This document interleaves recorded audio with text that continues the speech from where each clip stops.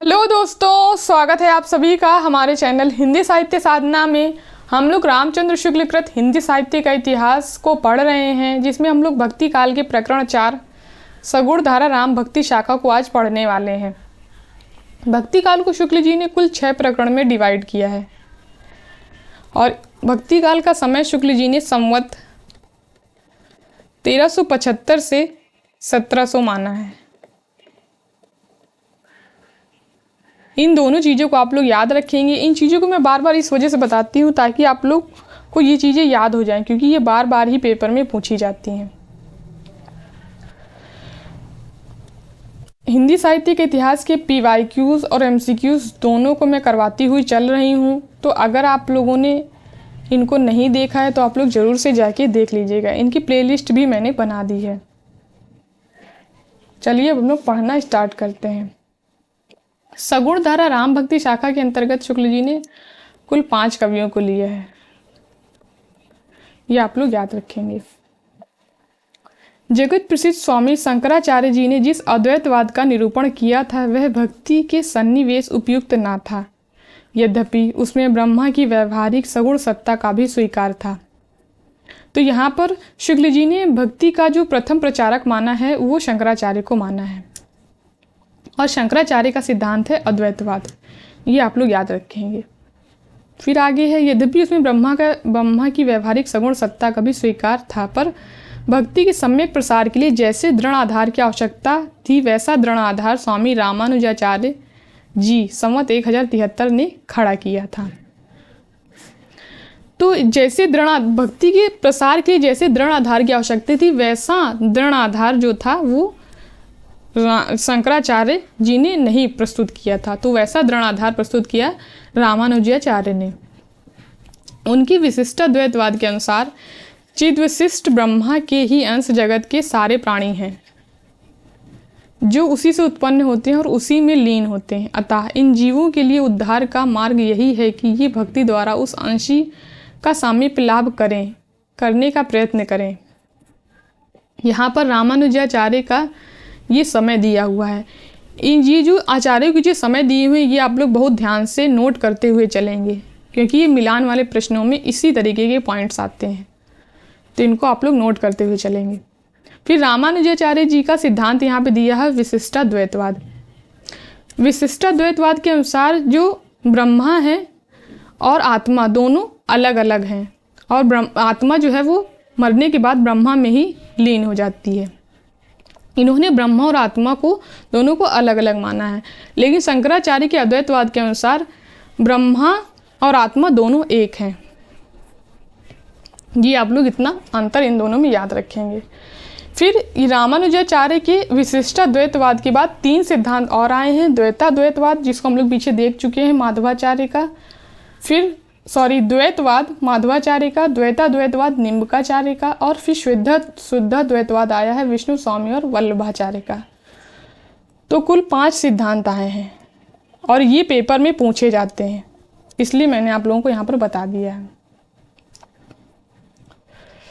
फिर अतः इन जीवों के लिए उद्धार का मार्ग यही है कि ये भक्ति द्वारा उस अंशी का सामीप्य लाभ करने का प्रयत्न करें। इन्होंने विशिष्टाद्वैतवाद में रामानुजाचार्य ने ब्रह्मा की प्राप्ति के लिए भक्ति को माध्यम बताया है, लेकिन शंकराचार्य ने ब्रह्मा की प्राप्ति के लिए ज्ञान को माध्यम बताया है। ये आप लोग याद रखेंगे। ज्ञान के द्वारा ब्रह्मा की प्राप्ति बताई है शंकराचार्य ने, लेकिन रामानुजाचार्य ने भक्ति द्वारा ब्रह्मा की प्राप्ति बताई है।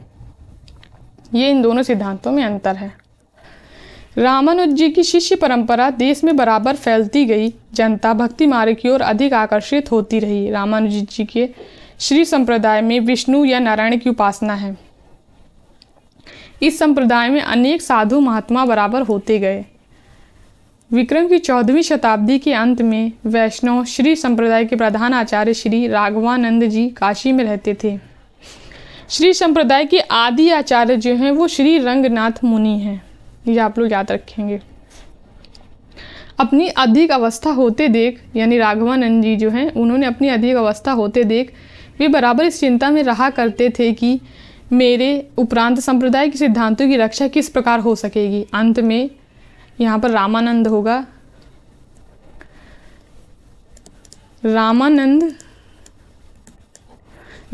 जी की दीक्षा प्रदान कर निश्चिंत हुए और थोड़े ही दिन में परलोकवासी हुए। कहते हैं रामानंद जी ने भारतवर्ष का पर्यटन करके अपने संप्रदाय का प्रचार किया।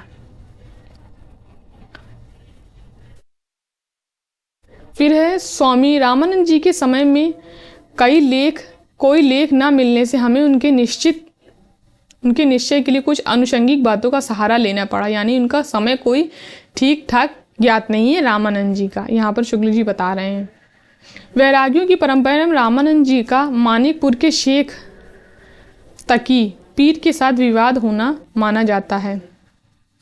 ये कबीर के मुस्लिम गुरु भी बताए जाते हैं। मुसलमानों द्वारा शेख तकी को कबीर का मुस्लिम गुरु स्वीकार किया गया, ये आप लोग इसमें याद रखेंगे। ये शेख तकी दिल्ली बादशाह सिकंदर लोधी के समय में थे। कुछ लोगों का मत है कि ये सिकंदर लोधी के पीर गुरु थे और उन्हीं के कहने से उसने कबीर साहब को जंजीर में बांधकर गंगा में डुबाया था। कबीर के शिष्य धर्मदास ने भी इस घटना का उल्लेख इस प्रकार किया है, यानी इस घटना का उल्लेख जो है कबीर के शिष्य धर्मदास ने भी किया है अपने ग्रंथ में। साहस सिकंदर जल में बोरे बहुरी अग्नि पर जारे, महमत हाथी आनी झुकाए सिंह रूप दिखराए, निर्गुण कथय अभय पद गावे जीवन को समझाए, काजी पंडित सबय हराए पार को नहीं पाए। तो ये धर्मदास की पंक्तियां हैं, ये इंपॉर्टेंट है, आप लोग इनको याद रखेंगे। शेख तकी और कबीर के संवाद की प्रसिद्धि है। इससे सिद्ध होता है कि रामानंद जी दिल्ली के बादशाह सिकंदर लोधी के समय में वर्तमान थे, यानी सिकंदर लोधी के समय में रामानंद जी हुए होंगे। सिकंदर लोधी संवत 1546 से संवत 1574 तक गद्दी पर रहा। अतः इन 28 वर्षों के काल विस्तार के भीतर चाहे आरंभ की और चाहे अंत की ओर रामानंद जी का वर्तमान रहना ठहरता है। यानी रामानंद जी जो सिकंदर के समय में रहे होंगे। कबीर के समान सेन भगत भी रामानंद जी के शिष्यों में प्रसिद्ध हैं। ये सेन भगत बांधवगढ़ नरेश के भाई नाई थे, यानी जो सेन भगत थे ये बांधवगढ़ नरेश के नाई थे और उनकी सेवा किया करते थे। ये कौन बांधवगढ़ नरेश थे, इसका पता भक्तमाल रसिकावली में, ये ग्रंथ है, में रीवा नरेश महाराज रघुराज सिंह ने दिया है। इन पंक्तियों में कि बांधवगढ़ पूरब जो गायो, सेन नाम नापित तह जायो, ताकि रहे सदा यह रीति करत रहे साधुन सो प्रीति, तह को राजा राम बघेला बरन्यो तेही रबीर को चेला, करे सदा तिनकी सेवकाई मुकर दिखावे तेल लगाई। तो यहाँ पर ये परिचय देते हैं बांधवगढ़ नरेश का। रीवा राज्य के इतिहास में राजा राम या रामचंद्र का समय संवत 1611-1648 तक माना जाता है। रामानंद जी से दीक्षा लेने के उपरांत ही सेन पक्के भगत हुए होंगे। पक्के भगत हो जाने पर ही उनके लिए भगवान के नाई का रूप धरने वाली बात प्रसिद्ध हुई होगी। उक्त चमत्कार के समय से वे राज सेवा में थे, यानी कि जब वो भक्त हो गए थे पक्के, तब उनके लिए भगवान का नाई का रूप धरने की बात प्रसिद्ध हुई होगी। उक्त चमत्कार के समय वे राज सेवा में थे, यानी रामचंद्र की जो राजा थे उनकी राज सेवा में थे। अतः राजा रामचंद्र से अधिक 30 वर्ष पहले यदि उन्होंने दीक्षा ली हो तो संवत 1575 से 1580 तक का समय रामानंद जी का वर्तमान रहना ठहरता है। इस दशा में स्थूल रूप से उनका समय विक्रम की 15वीं शती के चतुर्थ और 16वीं शती के तृतीय चरण के भीतर माना जा सकता है। फिर यहाँ पर ये ग्रंथ है रामानंद जी का श्री रामार्चन पद्धति में रामानंद जी ने अपनी पूरी गुरु परंपरा दी है। उसके अनुसार रामानुजाचार्य जी रामानंद जी से 14 पीढ़ी ऊपर हुए थे। रामानुजाचार्य का परलोकवास संवत 1194 में हुआ। अब 14 पीढ़ियों के लिए यदि हम 300 वर्ष रखें तो रामानंद जी का समय प्रायः वही आता है जो ऊपर दिया गया है। रामानंद जी का और कोई व्रत ज्ञात नहीं है।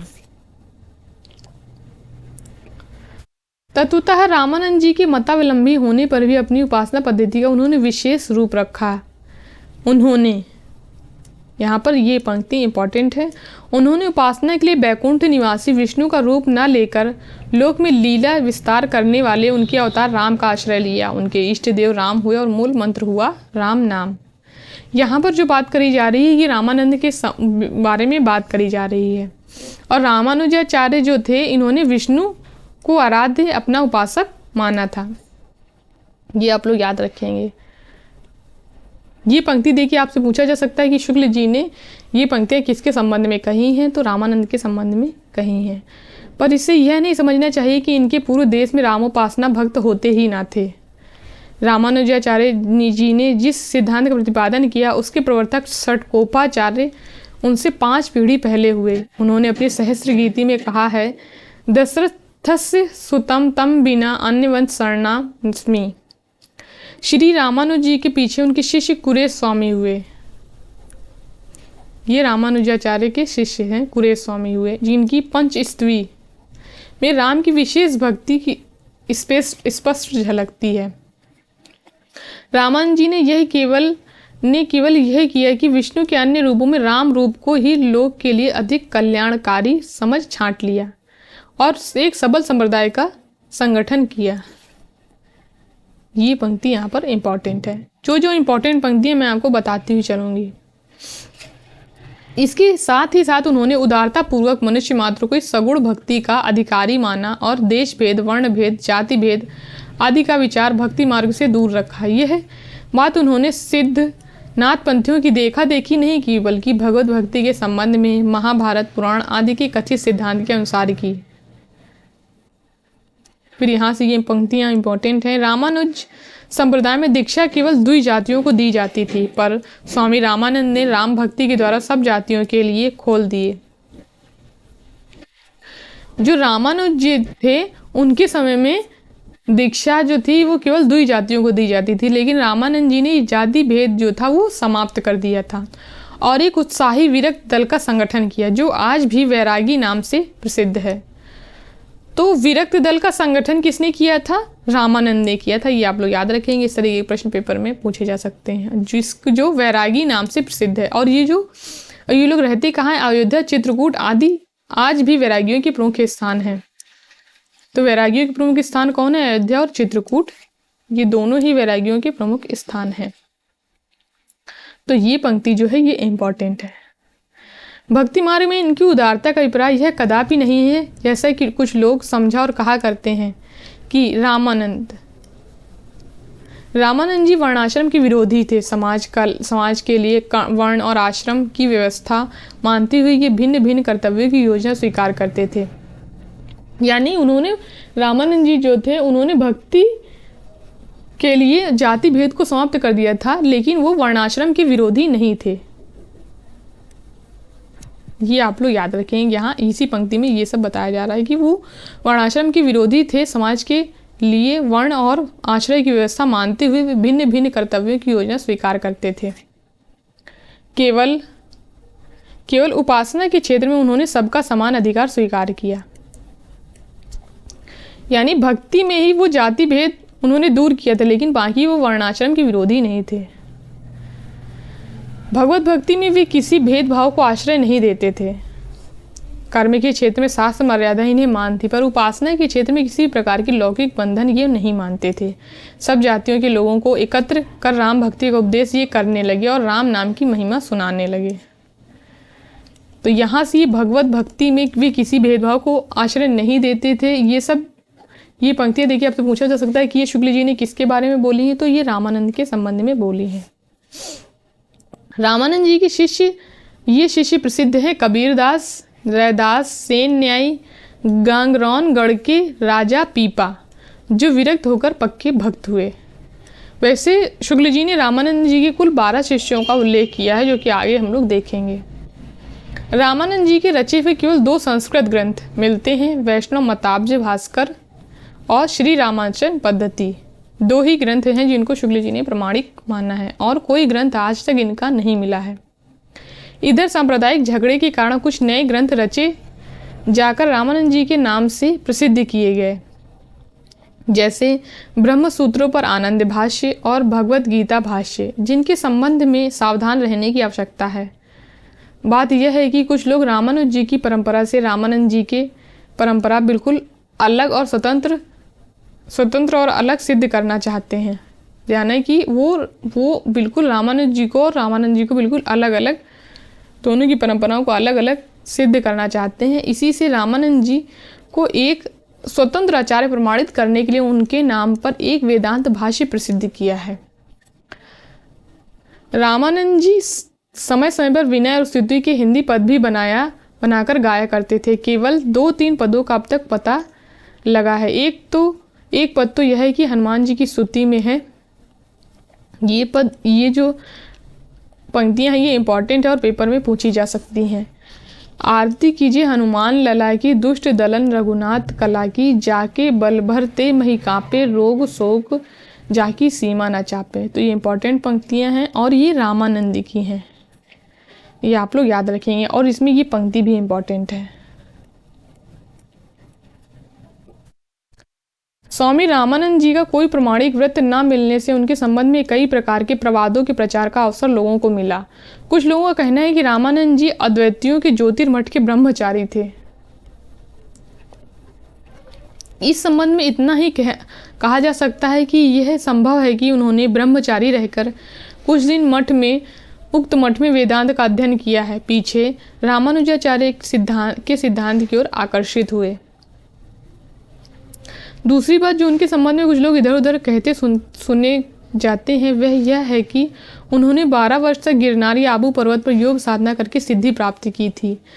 रामानंद जी की 2 ग्रंथ प्राप्त हैं तथा उसके संप्रदाय में जिस ढंग की उपासना चली आ रही है उससे यह स्पष्ट है कि वे खुले हुए हैं। विश्व के बीच कला की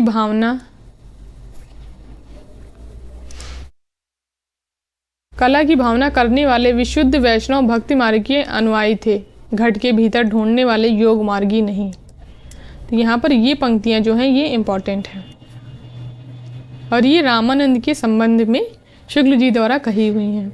इसलिए योग साधना वाली प्रसिद्धि का रहस्य खोलना आवश्यक है। भक्त काल में रामानंद जी के 12 शिष्य हुए,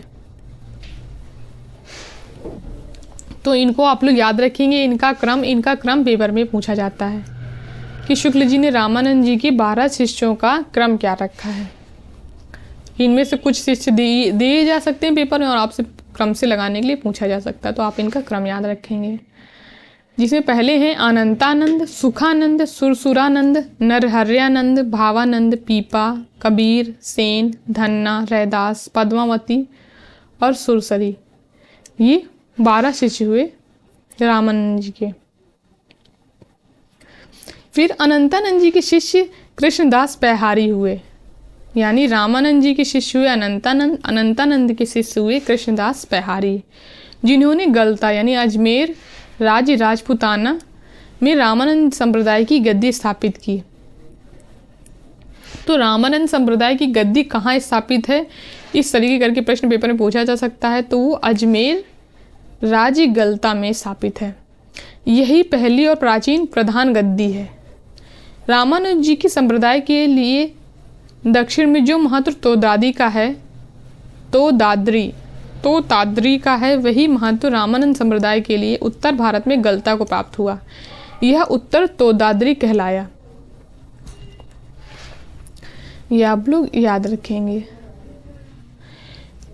यहाँ पर ये पंक्तियां हैं ये इंपॉर्टेंट हैं। कृष्णदास पैहारी राजपुताने की ओर दाहिमा दाधिच ब्राह्मण थे, जैसे कि आदिकाल के अंतर्गत दिखाया जा चुका है कि जो कृष्णदास पैहारी थे वो दाहिमा अर्थात दाधिच्य ब्राह्मण थे। भक्ति काल के आंदोलन के पूर्व विशेषतः राजपुताने में नाथपंथी कनफट योगियों का बहुत प्रभाव था, जो अपनी सिद्धि की उसके प्रति दुर्भाव रखना उनके लिए स्वाभाविक था। कृष्णदास पैहारी जब पहल गलता पहुंचे तब वहां की गद्दी नाथपंथी योगियों के अधिकार में थी। वे रात भर टिकने के अधिकार से वहीं धुनी लगाकर बैठ गए, पर कनफटों ने उन्हें उठा दिया।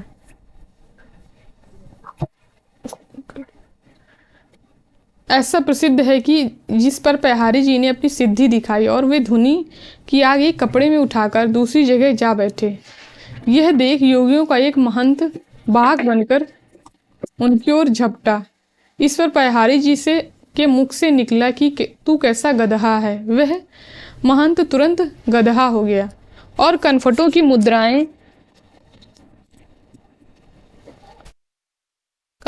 मुद्राएं उनके कानों से निकलकर पहाड़ी जी के सामने इकट्ठी हो गईं। आमेर की राजा पृथ्वीराज के बहुत प्रार्थना करने पर महंत फिर आदमी बनाया गया। यानी कि जब कृष्णदास पहाड़ी जो थे वो जब गलता गए थे गद्दी स्थापित करने, तो उस समय वहाँ के जो राजा थे वो पृथ्वीराज थे। ये आप लोग याद रखेंगे, ये पेपर में प्रश्न पूछा जा सकता है। उसी समय राजा पहाड़ी जी के शिष्य हो गए थे, यानी पृथ्वीराज जो था वो पहाड़ी के शिष्य हो गए थे और गलता की गद्दी पर रामानंद वैष्णव का अधिकार हुआ। नाथपंथी योगियों के कारण जनता के हृदय में योग साधना और सिद्धि के प्रति आस्था जमी हुई थी। इससे पहाड़ी की शिष्य परंपरा में योग साधना का भी कुछ समावेश हुआ। यानी कि जब नाथपंथी योगियों के कारण जनता के हृदय में योग साधना और सिद्धि के प्रति आस्था थी, इसलिए पहाड़ी जी की जो शिष्य परंपरा में योग साधना का भी कुछ समावेश हो गया था। पहाड़ी जी के 2 शिष्य प्रसिद्ध हुए, अग्रदास और कीलदास। इनको आप लोग याद रखेंगे, हो सकता है ये शिष्य परंपरा पूछ ली जाए पेपर में। तो कृष्णदास पहाड़ी के 2 शिष्य हुए, अग्रदास और कीलदास। इन्हीं कीलदास की प्रवृत्ति एक राम भक्ति के साथ योगाभ्यास की ओर भी हुई, जिसमें रामानंद जी की वैरागी परंपरा की एक शाखा में योग साधना का भी समावेश हुआ। वह शाखा वैरागियों में तपसी शाखा के नाम से प्रसिद्ध हुई। यानी जो योग साधना वाली जो शाखा हुई थी वो तपसी शाखा के नाम से विख्यात हुई। कीलदास के शिष्य हुए द्वारकादास, यानी रामानंद के शिष्य हुए अनंतानंद के शिष्य हुए कृष्णदास पहाड़ी, और फिर कृष्णदास पहाड़ी के शिष्य हुए कीलदास, फिर इनके शिष्य हुए द्वारकादास।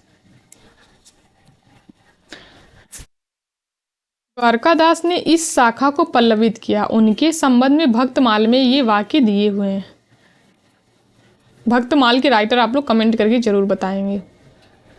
अष्टांग जोग तन त्याग यो द्वारकादास जाने धुनी। ये पंक्तियां इंपॉर्टेंट हैं। जब कोई शाखा चल पड़ती है तब आगे चलकर अपनी प्राचीनता सिद्ध करने के लिए वह बहुत सी कथाओं का प्रचार करती है। स्वामी रामानंद जी की 12 वर्ष तक योग साधना करने की कथा इसी प्रकार की है, जो वैरागियों की तपसी शाखा में चली। ये इंपॉर्टेंट पंक्ति है। किसी शाखा की प्राचीनता सिद्ध करने का प्रयत्न कथाओं की उद्भावना तक ही नहीं रह जाता। कुछ नए ग्रंथ भी संप्रदाय के मूल प्रवर्तक के नाम से प्रसिद्ध किए जाते हैं। यानी कि कुछ नए ग्रंथ भी बनाए जाते हैं जिससे उस शाखा की और भी ज्यादा प्रसिद्धि हो। स्वामी रामानंद जी के नाम से चलाए हुए ऐसे 2 रद्दी ग्रंथ हमारे पास हैं। एक का नाम है योग चिंतामणि, दूसरा का नाम है राम रक्षा स्तोत्र। और इनके 2 ग्रंथ हम लोग पीछे देख चुके हैं, वैष्णव मताब्ज भास्कर और श्री रामार्चन पद्धति। इन 2 ही ग्रंथों को प्रामाणिक माना है रामचंद्र शुक्ल ने। यहाँ पर इन 2 ग्रंथों को रद्दी कहा है, योग चिंतामणि और राम रक्षा स्तोत्र को। दोनों के कुछ नमूने देखिए। विकट कटक रे भाई काया चढ़ा न जाई, जहां नाद बिंदु का हाथी सदगुरु ले चले साथी, जहां है अष्ट कमल फूला हंसा सरोवर में भूला। तो ये पंक्तियां इंपॉर्टेंट हैं और ये पंक्तियां देखिए आपसे पूछा जा सकता है कि ये किसकी पंक्तियां हैं। तो ये योग चिंतामणि की पंक्तियां हैं ये। फिर यहाँ पर ये पंक्ति इंपॉर्टेंट है, सद्य उच्चरे विघ्न टरे पिंड प्राण की रक्षा श्रीनाथ निरंजन करें। ये इंपॉर्टेंट है। इसकी पीडीएफ को मैं अपने टेलीग्राम चैनल हिंदी साहित्य साधना पर सेंड कर दूंगी, तो वहाँ से आप लोग इसको पूरा पढ़ सकते हैं। और ये जो पंक्तियाँ हैं ये राम रक्षा स्तोत्र से हैं। झाड़ फूंक के काम ऐसे ऐसे स्तोत्र भी रामानंद जी के गले मढ़े गए। स्तोत्र के आरंभ में जो संध्या शब्द है, नाथ पंथ में उसका परिभाषिक अर्थ है सुषुम्ना नाड़ी की संधि में प्राण का जाना। इसी प्रकार निरंजन भी गोरख पंथ में उस ब्रह्मा के लिए ऋण शब्द है, निरंजन, जिसकी स्थिति वहां मानी गई है जहां नाद और बिंदु दोनों का लय हो जाता है। नाद कोटि सहस्त्राणि बिंदु कोटि शतानि चा सर्व त्रय लयम योति यत्र देवो निरंजना। यानी निरंजन की स्थिति वहां मानी गई है जहां नाद और बिंदु दोनों का लय हो जाता है। नाद और बिंदु क्या है? यह नाद पंथ के प्रपंच में दिखाया जा चुका है, यानी पीछे हम लोग आदिकाल में देख चुके हैं। सिखों के ग्रंथ साहब में भी, यानी गुरु ग्रंथ साहब में भी निर्गुण उपासना के 2 पद रामानंद जी के मिलते हैं। एक यह है कि कहाँ जाइए हो घरी लागो रंग, मेते चंचल मन भयो अपंग, जहाँ जाइए तहे जल पाषाण, पूरी रहे हरि सब समान। फिर इस उद्धरण से स्पष्ट है कि ग्रंथ साहब में उद्धृत दोनों पद भी वैष्णव भक्त रामानंद जी के नहीं हैं और किसी रामानंद के हो सकते हैं। यानी शुक्ल जी कह रहे हैं कि ग्रंथ साहब में जो पद दिए हुए हैं वो रामानंद जी के नहीं हैं, किसी और रामानंद के हो सकते हैं। जैसे कि पहले कहा जा चुका है कि वास्तव में रामानंद जी के केवल 2 संस्कृत ग्रंथ ही आज तक मिले हैं। वैष्णव मताब्ज भास्कर और श्री रामार्चन पद्धति, 2 ही ग्रंथ मिले हैं इनके। वैष्णव मताब्ज भास्कर में रामानंद जी के शिष्य सुरसुरानंद ने 9 प्रश्न किए हैं, जिनके उत्तर में राम तारक मंत्र की विस्तृत व्याख्या, तत्वोपदेश, अहिंसा का महत्व, प्रपत्ति, वैष्णव की दिनचर्या, षोडशोपचार पूजन इत्यादि विषय हैं। यानी इतने विषयों के बारे में वैष्णव मताब्ज भास्कर में बताया गया है। तो पेपर में प्रश्न इस तरीके से पूछा जा सकता है कि रामानंद जी की शिष्य सुरसुरानंद ने 9 प्रश्न किए हैं, इनका वर्णन किस ग्रंथ में है रामानंद जी के? तो वैष्णव मताब्ज भास्कर में है, ये आप लोग याद रखेंगे। आर्चावतारों के 4 भेद स्वयं, व्यक्त, देव, सैद्य और मानुष करके कहा गया है कि वे प्रशस्त देशों अयोध्या, मथुरा आदि में श्री सहित सदा निवास करते हैं। जाति भेद, क्रियाकलाप आदि की अपेक्षा न करने वाले भगवान की शरण में सबको जाना चाहिए। फिर यहाँ से सबसे पहले कवि आते हैं गोस्वामी तुलसीदास जी। ये बहुत ज़्यादा इम्पॉर्टेंट है, इनको आप लोग बहुत ध्यान से पढ़ेंगे क्योंकि ये यूनिट 5 में भी लगे हुए हैं। रामचरितमानस का उत्तर कांड जो है वो हमारे सिलेबस में लगा हुआ है, तो इनको हम लोग बहुत ध्यान से पढ़ेंगे। यद्यपि स्वामी रामानंद जी की शिष्य परंपरा के द्वारा देश के बड़े भाग में राम भक्ति की पुष्टि निरंतर होती आ रही थी और भक्त लोग फुटकल पदों में राम की महिमा गाते आ रहे थे, पर यहाँ से ये पंक्ति इंपॉर्टेंट है, हिंदी साहित्य के क्षेत्र में इस भक्ति का परमोज्वल प्रकाश विक्रम की 17वीं शताब्दी के पूर्वार्ध में गोस्वामी तुलसीदास जी की वाणी द्वारा स्फुरित हुआ। ये पंक्तियाँ इंपॉर्टेंट हैं और ये दे के पूछा जा सकता है कि किसकी पंक्ति है। उनकी सर्वोत्तुंखी प्रतिभा ने भाषा काव्य की सारी प्रचलित पद्धतियों के बीच अपना चमत्कार दिखाया। सारांश यह है कि राम भक्ति का यह परम विशद साहित्यिक संदर्भ इन्हीं भक्त शिरोमणि द्वारा संगठित हुआ, जिससे हिंदी काव्य की प्रवणता के युग का आरंभ हुआ। पर ये पंक्तियां इंपॉर्टेंट है। शिव सिंह सरोज में गोस्वामी जी के एक शिष्य बेनी माधव दास कृत गोसाई चरित्र का उल्लेख है। यानी बेनी माधव के गोसाई चरित्र का उल्लेख किस ग्रंथ में किया गया है? तो ये आप लोग याद रखेंगे, शिव सिंह सरोज में किया गया है। ये पेपर में प्रश्न पूछा जा सकता है। इस ग्रंथ का कहीं पता ना था, पर कुछ दिन हुए सहसा यह अयोध्या से निकल पड़ा। अयोध्या में एक अत्यंत निपुण दल है जो लुप्त पुस्तकों और रचनाओं को समय समय पर प्रकट करता है। कभी नंददास कृत तुलसी की वंदना का पद प्रकट होता है, जिसमें नंददास कहते हैं, श्रीमतु तुलसीदास स्वगुरु भ्राता पद बंदे। ये नंददास की पंक्तियां हैं। नंददास के हृदय नयन को खोले सोई। कबीर की सूरदास जी द्वारा तुलसीदास की स्तुति का यह पद प्रकाशित होता है। धन्य भाग्य मम संत शिरोमणि चरण कमल ताकी आयहु, दया दृष्टि दे ते मम दिशि हेरेउ, तत्व स्वरूप लखायो, कर्म उपासन ज्ञान जनित भ्रम संशय सूल नसायो। ये पंक्तियां भी इंपॉर्टेंट हैं। इस पद के अनुसार सूरदास का कर्म उपासना ज्ञान जनित भ्रम जो है वो वल्लभाचार्य जी ने नहीं, तुलसीदास जी ने दूर किया था। सूरदास जी तुलसीदास जी से अवस्था में बहुत बड़े थे और उनसे पहले सिद्ध भक्त हो गए थे, यह सब लोग जानते हैं। तो ये इंपॉर्टेंट पंक्ति है यहाँ पर, और ये वाली पंक्तियाँ इंपॉर्टेंट हैं। ये दोनों पद गोसाई चरित्र के मेल में हैं, यानी जो दोनों पद हैं ये गोसाई चरित्र में मिलते हैं। अतः मैं इन सबका उद्गम एक ही समझता हूँ। गोसाई चरित्र में वर्णित बहुत सी बातें इतिहास के सर्वथा विरुद्ध पड़ती हैं। यह बात माता प्रसाद गुप्त के गुरु का नाम नरहर्यानंद और नरहर्यानंद के गुरु का नाम अनंतानंद, यानी प्रिय शिष्य अनंतानंद हते नरहर्यानंद सुनाम छते, यानी ये पंक्ति दी हुई है उस ग्रंथ में। गुरु का नाम अनंतानंद असंगत ठहरता है। अनंतानंद और नरहर्यानंद दोनों ही रामानंद जी के 12 शिष्यों में थे, जो कि हम लोग पीछे देख चुके हैं। नरहरिदास को अलबत्ता कुछ लोग अनंतानंद का शिष्य कहते हैं, पर भक्तमाल के अनुसार वे अनंतानंद के शिष्य श्रीरंग के शिष्य थे। गिरनार में योगाभ्यासी सिद्ध रहा करते थे। तपसी शाखा की यह बात भी गोसाई चरित्र में आ गई है। इसमें कोई संदेह नहीं कि तिथि वार आदि ज्योतिष की गणना से सब कुछ ठीक मिलाकर तथा तुलसी के संबंध में चली आती हुई सारी जनश्रुतियों का समन्वय करके सावधानी के साथ इसकी रचना हुई, यानी गोसाई चरित्र की। पर ऐसी पदावली इसके भीतर चमक रही है जो इसे बिल्कुल आजकल की रचना घोषित कर रही है। यह है सत्यम शिवम सुंदरम। देखिए यहाँ पर ये पद दिया हुआ है, देखिन तिरछित दृष्टि ते सब जने किन्हीं सही संकरम, दिव्याशर सो लिखियो पढ़े सुनी धुनी सुने सत्यम शिवम सुंदरम। तो ये पंक्ति यहाँ पर इंपॉर्टेंट हो जाती है। यह पदावली अंग्रेजी समीक्षा क्षेत्र में प्रचलित the true the good and the beautiful का अनुवाद है, जिसका प्रचार पहल ब्रह्म समाज में, फिर बंगला और हिंदी की आधुनिक समीक्षाओं में हुआ। यह हम अपने काव्य में रहस्यवाद के भीतर दिखा चुके हैं।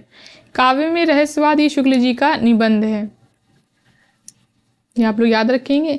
यहाँ पर ये बता रहे हैं कि इसके बारे में वो पहले ही अपने काव्य और रहस्यवाद में ये दिखा चुके हैं। गोस्वामी जी का एक और जीवन चरित्र, जिसकी सूचना मर्यादा पत्रिका की ज्येष्ठ 1961 की संख्या में श्रीयुत इंद्र नारायण जी ने दी थी। उनके दूसरे शिष्य महात्मा रघुवर दास जी, यानी इंद्र नारायण जी ने इसकी सूचना दी थी कि जो शिष्य हैं, यानी एक तो शिष्य हुए संत बेनी माधव तुलसीदास के, दूसरे शिष्य हुए रघुवर दास जी का लिखा तुलसी चरित्र, यानी 2 ग्रंथ अब तक मिले हुए हैं, बेनी माधव दास कृत गोसाई चरित्र और ये रघुवर दास का तुलसी चरित्र कहा जाता है। यह कहाँ तक प्रमाणिक है नहीं कहा जा सकता। दोनों चरित्रों के वृत्तांतों में परस्पर बहुत कुछ विरोध है। बाबा बेनी माधव दास के अनुसार गोस्वामी जी के पिता जमुना के किनारे दुबेपुरवा नामक गांव के दुबे और मुखिया थे, यानी ऐसा गोसाई चरित्र में मिलता है, और पूर्वोत्तर प्रत्योजय ग्राम से यहाँ आए थे। पर बाबा रघुवर दास के तुलसी चरित्र में लिखा है कि सरवार में मझौली से 23 कोस पर कसिया ग्राम में गोस्वामी जी के प्रपितामह परशुराम मिश्र, जो गाना के मिश्र थे, रहते थे। वे तीर्थाटन करते करते चित्रकूट पहुंचे और उसी ओर राजापुर में बस गए। उनके पुत्र शंकर मिश्र हुए, शंकर मिश्र के रुद्रनाथ मिश्र हुए और रुद्रनाथ मिश्र के मुरारी मिश्र हुए, जिनके पुत्र हुए तुलसीदास जी। आगे चलकर भक्त चूड़ामणि गोस्वामी तुलसीदास जी हुए। तो ये सब दिया हुआ बाबा रघुवर दास के तुलसी चरित्र में।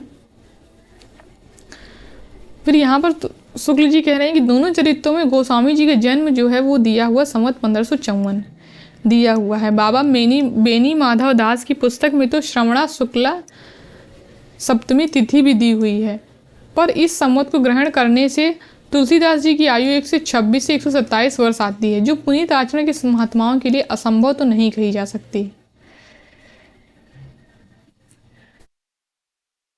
तो ये पंक्तियां जो है ये इम्पॉर्टेंट हैं। ये यहाँ से फिर शिव सिंह सरोज में लिखा है कि गोस्वामी जी की संवत 1583 के लगभग उत्पन्न हुए थे। यानी ये शिव सिंह सरोज में दिया हुआ है कि गोस्वामी जी जो हैं वो 1583 में उत्पन्न हुए थे। मिर्जापुर के प्रसिद्ध राम भक्त और रामायणी पंडित राम गुलाब द्विवेदी भक्तों की जनश्रुति के अनुसार इनका जन्म संवत 1589 मानते थे। इसी सबसे पिछले संवत को ही डॉक्टर ग्रेसन ने स्वीकार किया है। इनका सर्वोपरि ब्राह्मण होना तो दोनों चरित्रों में पाया जाता है। यानी उनके शिष्यों के जो दोनों चरित्र तुलसी चरित्र और गोसाई चरित्र दोनों में पाया जाता है और सर्वमान्य भी है। तुलसी पराशर गोत दुबे पतियोजा के, यह वाक्य भी प्रसिद्ध चला आता है और पंडित राम गुलाम ने भी इसका समर्थन किया है। उक्त प्रसिद्धि के अनुसार गोस्वामी जी के पिता का नाम आत्माराम दुबे और माता का नाम हुलसी था। माता के नाम के प्रमाण में रहीम का यह दोहा कहा जाता है, सुरतीय नरतीय नागतीय सब चाहती असी होए, गोद लिए हुलसी फिरे तुलसी सो सुत होए। तो ये दोहा देखिए आपसे पूछा जा सकता है कि ये किसका है, तो ये रहीम दास का ये दोहा है। तुलसीदास जी ने कवितावली में कहा है कि माता पिता जग जाई तज्यो विधियु न लिखियो कदू भाल भलाई। तो ये उन्होंने कवितावली में लिखा है। इसी प्रकार विनय पत्रिका में भी ये वाक्य है कि जनक जननी तजियो जनमी करम बिनु विधियु सृजियो अवडेरे तथा तनु जन्यु कुटिल कीट ज्यो तज्यो मातु पिता हूँ। तो ये दोनों ही पंक्तियां जो हैं ये विनय पत्रिका में दी हुई हैं। तो ये पंक्तियां देखिए आपसे पूछा जा सकता है कि ये पंक्तियां कहाँ दी हुई हैं, तो ये विनय पत्रिका की पंक्तियां हैं। इन वचनों के अनुसार यह जनश्रुति चल पड़ी कि गोस्वामी जी अभुक्त मूल में उत्पन्न हुए थे, इससे उनके माता पिता ने उन्हें त्याग दिया था। उक्त जनश्रुति के अनुसार गोसाई चरित्र में लिखा है कि गोस्वामी जी जब उत्पन्न हुए तब 5 बरस के बालक के समान थे और उन्हें पूरे दांत भी थे। वे रोए नहीं, केवल राम शब्द उनके मुंह से सुनाई पड़ा। बालक को राक्षस समझ पिता ने उनकी उपेक्षा की, पर माता ने उसकी रक्षा के लिए उद्विग्न होकर उसे अपनी एक दासी मुनिया को पालने पोसने को दिया और वे उसे लेकर अपने ससुराल चली गई। यानी मुनिया जो थी उनकी दासी, वो उसको लेकर अपने ससुराल चली गई। 5 वर्ष पीछे जब मुनिया भी मर गई तब राजापुर में बालक के पिता के पास संवाद भेजा गया, पर उन्होंने बालक को लेना स्वीकार न किया। यानी वो उसको नहीं लेना चाहते थे। किसी प्रकार बालक का निर्वाह कुछ दिन हुआ। अंत में बाबा नरहरि दास ने उसे अपने पास रख लिया और कुछ शिक्षा दीक्षा दी। इन्हीं गुरु से गोस्वामी जी राम कथा सुनना करते थे। इन्हीं अपने गुरु नरहरि दास के साथ गोस्वामी जी काशी में आकर पंचगंगा घाट पर स्वामी रामानंद जी के स्थान पर रहने लगे। यानी मुनिया के बाद इनका जो पालन पोषण था वो बाबा नरहरि दास ने किया था और इनको शिक्षा दीक्षा दी थी। यानी इनके प्रथम गुरु जो कहे जा सकते हैं वो बाबा नरहरि दास हैं। उसके बाद शेष सनातन, वहाँ पर एक परम विद्वान महात्मा शेष सनातन जी रहते थे। यानी जब ये काशी के पंचगंगा घाट पर रहने लगे थे आके, वहाँ पर की बात हो रही है। वहाँ पर शेष सनातन जी रहते थे, जिन्होंने तुलसीदास जी को वेद वेदांग दर्शन इतिहास पुराण आदि में प्रवीण कर दिया। 15 वर्ष तक अध्ययन करके गोस्वामी जी फिर अपनी जन्मभूमि राजापुर लौटे, पर वहाँ इनके परिवार में कोई नहीं रह गया था और घर भी गिर गया था। यमुना पार के ग्राम के रहने वाले भारद्वाज गोत्री के ब्राह्मण यम द्वितीय को राजापुर में स्नान करने आए। उन्होंने तुलसीदास जी की विद्या विनय और शील पर मुग्ध होकर अपनी कन्या इन्हें ब्याह दी। इसी पत्नी के उपदेश से गोस्वामी जी का विरक्त होना और भक्ति सिद्धि प्राप्त करना प्रसिद्ध है। तुलसीदास जी अपनी इस पत्नी पर इतने अनुरक्त थे कि एक समय उसके मायके चले जाने पर वे बड़ी नदी पार करके उनसे जा मिले। स्त्री ने उस समय ये दोहे कहे थे, क्योंकि हम लोग बहुत दिन से पढ़ते चले आ रहे हैं। लाज न आवत आपको दौरे आयहु साथ, देख देख ऐसे प्रेम को कहा कहूँ मैं नाथ, अस्थि चर्म में दे मम तामे ऐसी प्रीति, तैसो जो श्री राम में होती न भवभीति। तो ये पंक्तियाँ भी इम्पॉर्टेंट हैं। यह बात तुलसीदास जी को ऐसी लगी कि वे तुरंत काशी आकर विरक्त हो गए। इस वृत्तांत को प्रियादास जी ने भक्तमाल की अपनी टीका में दिया है। यानी भक्तमाल की टीका किसने लिखी थी? यहाँ से ये प्रश्न बनता है कि भक्तमाल की टीका किसने लिखी थी? तो प्रियादास ने लिखी थी। प्रियादास ने अपनी टीका में दिया है और तुलसी चरित और गोसाई चरित में भी इसका उल्लेख है। गोस्वामी जी के घर छोड़ने पर कुछ दिन काशी में, यानी गोस्वामी जी ने जब घर छोड़ा था तो फिर वह कुछ दिन काशी में, फिर काशी से अयोध्या जाकर रहे। उसके पीछे तीर्थ यात्रा करने निकले और जगन्नाथपुरी, रामेश्वर, द्वारका होते हुए बद्रिकाश्रम गए। वहाँ से कैलाश और मानसरोवर तक निकल गए। अंत में चित्रकूट आकर ये बहुत दिनों तक वहाँ रहे, जहाँ अनेक संतों से इनकी भेंट हुई। फिर इसकी अनंतर संवत, अब यहाँ से ये पंक्ति इंपॉर्टेंट है कि इसके अनंतर संवत 1631 में अयोध्या में जाकर इन्होंने रामचरितमानस का आरंभ किया। तो रामचरितमानस का आरंभ कब किया था, ये पूछा जा सकता है पेपर में प्रश्न। तो 1631 में किया था। कहाँ, किस स्थान से किया था? तो अयोध्या से किया था उन्होंने आरंभ। इसको आप लोग बहुत ज़्यादा याद रखेंगे। और उसे 2 वर्ष 7 महीने में समाप्ति किया था। और ख़त्म कितने महीने में किया था? तो 2 वर्ष 7 महीने में ख़त्म किया था। ये शुक्ल जी के अनुसार ये समय दिया हुआ है, जो कि पेपर में पूछा भी जाता, आप लोगों को भी पता है। तो ये आप लोग याद रखेंगे। इसका समय कब आरंभ किया था? 1631 में। कहाँ से आरंभ किया था? अयोध्या से आरंभ किया था। और इसको ख़त्म कितने दिन में किया था? 2 वर्ष 7 महीने में इन्होंने ख़त्म किया था इसको। रामायण का कुछ अंश विशेषता किष्किंधा कांड काशी में रचा गया। यानी पूछा जा सकता है पेपर में कि रामायण का किष्किंधा कांड कहाँ रचा गया? तो काशी में रचा गया। रामायण समाप्त होने पर ये अधिकतर काशी में रहा करते थे। वहाँ अनेक शास्त्रज्ञ विद्वान इनसे आकर मिला करते थे, क्योंकि इनकी प्रसिद्धि सारे देश में हो चुकी थी। ये यहाँ पर आप लोग इसमें याद रखें कि रामचरितमानस में कुल 7 कांड हैं।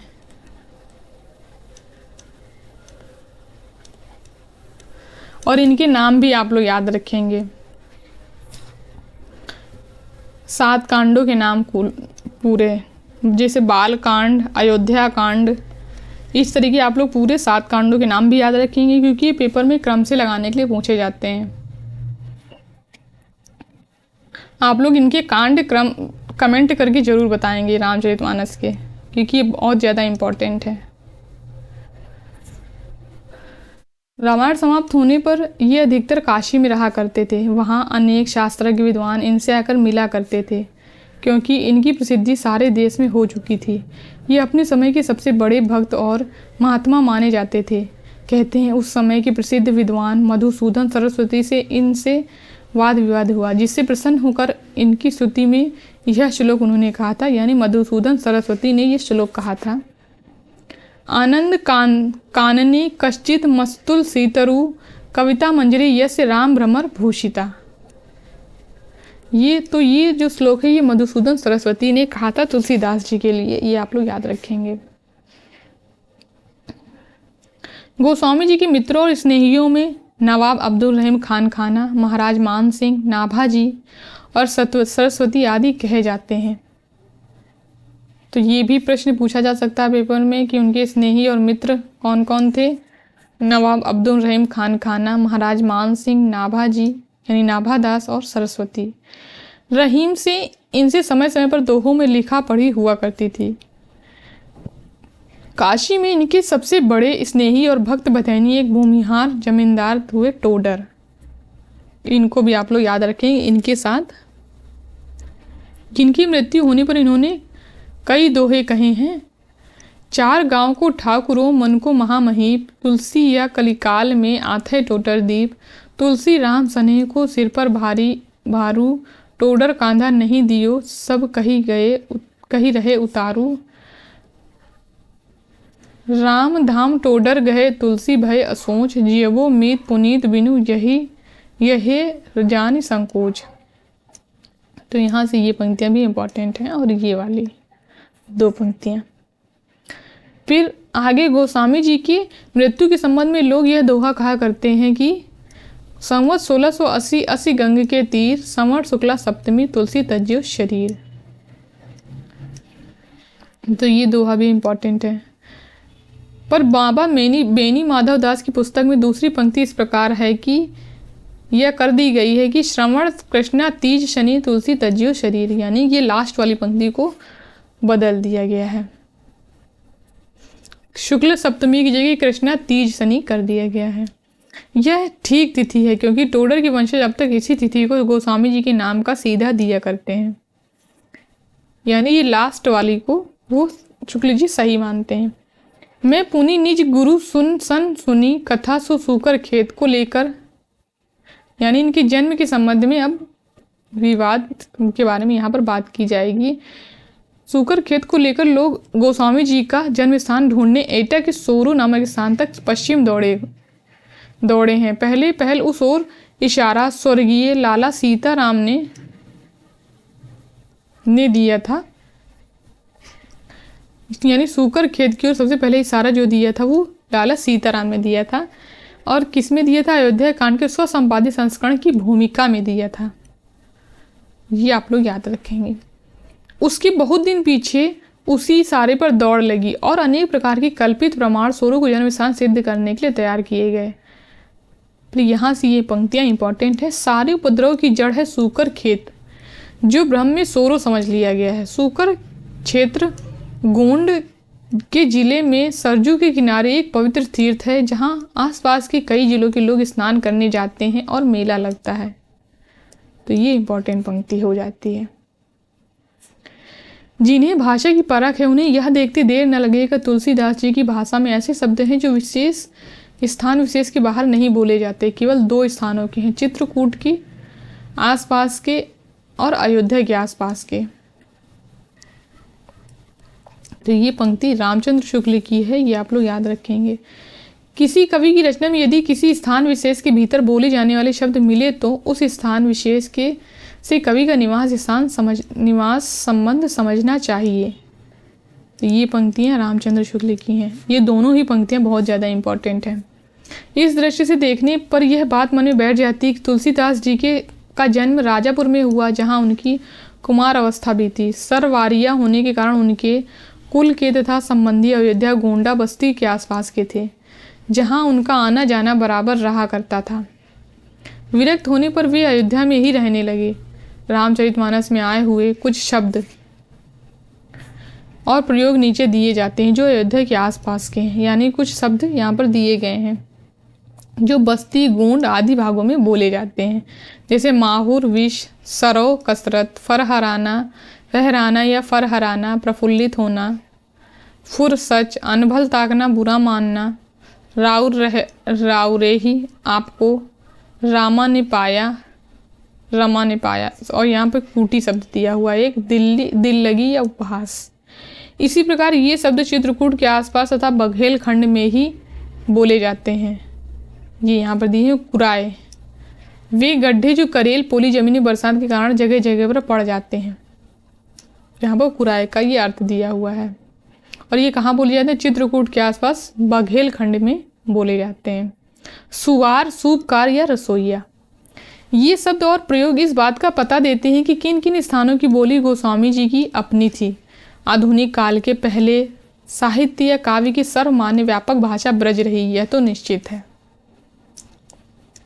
तो ये पंक्ति इंपॉर्टेंट है। भाषा काव्य के परिचय के लिए प्रायः सारे उत्तर भारत के लोग बराबर इसका अभ्यास करते थे और अभ्यास द्वारा सुंदर रचना भी करते थे। ब्रज भाषा में रीति ग्रंथ लिखने वाले चिंतामणि, भूषण, मतीराम दास इत्यादि अधिकतर कवि अवध के थे और ब्रज भाषा के सर्वमान्य कवि माने जाते हैं। दास जी ने तो स्पष्ट व्यवस्था दी है कि ब्रज भाषा हेतु ब्रजवास ही ना अनुमान है, यानी कि ब्रज भाषा में रचना करने के लिए ब्रज में रहना ऐसा जरूरी नहीं है। पर पूर्वी हिंदी अवधि के संबंध में यह बात नहीं है। अवधी भाषा में रचना करने वाले जितने कवि हुए हैं सब अवध या पूरब के थे। किसी पछाही कवि ने कभी पूर्वी हिंदी अवधि पर ऐसा अधिकार प्राप्त नहीं किया कि उसमें रचना कर सके। यानी कि ब्रज भाषा में रचना करने के लिए ऐसा जरूरी नहीं कि आप को ब्रजवासी ही होना चाहिए। लेकिन अवधी भाषा में यहाँ पर ऐसा बताया जा रहा है इन पंक्तियों में कि वो ऐसा जरूरी कि वो अवध के ही थे, जिन्होंने अवधि में रचना की वो अवध के ही थे। तो यहाँ पर ये पंक्तियाँ इंपॉर्टेंट हैं। जो बराबर स्वरों को पछाई बोलता आया होगा, वह जानकी मंगल और पार्वती मंगल की ठेठ अवधि लिखेगा। मानस ऐसे महाकाव्य की रचना अवधि में करेगा और व्याकरण के ऐसे देशोबद्ध प्रयोग करेगा जैसे ऊपर दिखाए गए हैं। भाषा के विचार में व्याकरण के रूपों का मुख्यतः विचार होता है। यानी इनके ये जो जानकी मंगल, पार्वती मंगल और रामचरितमानस की तो भाषा सभी को पता है कि अवधि है, और इन दोनों की ग्रंथों की भाषा अवधि है। तुलसीदास के कुल 12 प्रमाणिक ग्रंथ माने जाते हैं, जिसमें से जो 6 ग्रंथ हैं वो अवधी भाषा में हैं और 6 ग्रंथ ब्रज भाषा में हैं। ये आप लोग को पता होना चाहिए।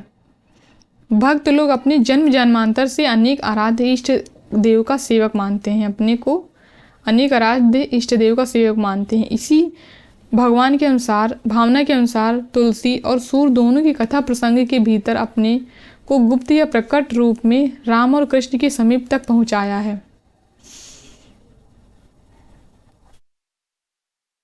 जिस स्थल पर ऐसा हुआ है वहीं कवि के निवास स्थान का पूरा संकेत भी है। रामचरितमानस के अयोध्या कांड में वह स्थल देखिए जहाँ प्रयाग से चित्रकूट जाते हुए राम जमुना पार करते हैं और भारद्वाज के द्वारा साथ लगाए हुए शिष्यों को विदा कहते हैं। राम सीता तट पर के लोगों से बातचीत कर रही हैं कि, यहाँ पर दोहा दिया हुआ है, ते ही अवसर एक तापस आवा, तेज पुंज लघु बय सुहावा, कवि अलसित गति बेश विरागी, मन क्रम वचन राम अनुरागी। तो यहाँ पर कवि ने अपने आप को तापस के रूप में राम के पास पहुंचाया है। और ये पंक्तियाँ जो है ये अयोध्या कांड की हैं, ये आप लोग याद रखेंगे। यह तापस एकाएक आता है, कब जाता है, कौन है, इसका कोई उल्लेख नहीं दिया हुआ है। बात यह है कि इस ढंग से कवि ने अपने को तापस रूप में राम के पास पहुंचाया है, और ठीक उसी प्रदेश में जहाँ की वे निवासी थे, अर्थात राजापुर के पास। फिर यहाँ पर सूरदास जी ने भक्तों की इस पद्धति का अवलंबन किया है। यह तो निर्विवाद है कि वल्लभाचार्य जी से दीक्षा लेने के उपरांत सूरदास जी गोवर्धन पर श्रीनाथ जी के मंदिर में कीर्तन किया करते थे। अपने सूर सागर के दशम स्कंद के आरंभ में सूरदास जी ने श्री कृष्ण के दर्शन के लिए अपने को डाढ़ी के रूप में नंद के द्वार पर पहुंचाया है। नंद जू मेरे मन आनंद भयो, हो गोवर्धन ते आयो, तुम्हारे पुत्र भयो, मैं सुनी के अति आतुर उठी धायो। तो ये जो है पंक्तियां ये सूरदास के दशम स्कंद में दी हुई हैं, आप लोग याद रखेंगे। हाँ तो तेरे घर को डाढ़ी सूरदास मेरो नाम। तो इन्होंने डाढ़ी के रूप में नंद के घर में अपने आप को पहुंचता हुआ दिखाया है। सबका सारांश यह है कि तुलसीदास की जन्म स्थान राजापुर जो प्रसिद्ध चला आता है वही ठीक है। यानी कि रामचंद्र शुक्ल ने तुलसीदास जी का जन्म स्थान क्या माना है? राजापुर। एक बात की ओर ध्यान जाता है कि तुलसीदास जी रामानंद संप्रदाय की वैरागी परंपरा में नहीं जान पड़ते। उक्त संप्रदाय के अंतर्गत जितनी शिष्य परंपराएं मानी जाती हैं उनमें तुलसीदास जी का नाम कहीं नहीं है। रामानंद परंपरा में सम्मिलित करने के लिए उन्हें नरहरिदास का शिष्य बताकर जो परंपरा मिलाई गई है वह कल्पित सी प्रतीत होती है। वे रामोपासक वैष्णव अवश्य थे पर स्मार्त वैष्णव थे। तो ये पंक्तियां देखिए आपसे पूछा जा सकता है कि किसके संबंध में पंक्तियां शुक्ल जी ने कही हैं, तो ये तुलसीदास के संबंध में शुक्ल जी ने कही हैं। गोस्वामी के प्रादुर्भाव को हिंदी काव्य क्षेत्र में एक चमत्कार समझना चाहिए। हिंदी काव्य की शक्ति का पूर्ण प्रसार इनकी रचनाओं में पहल दिखाई पड़ा।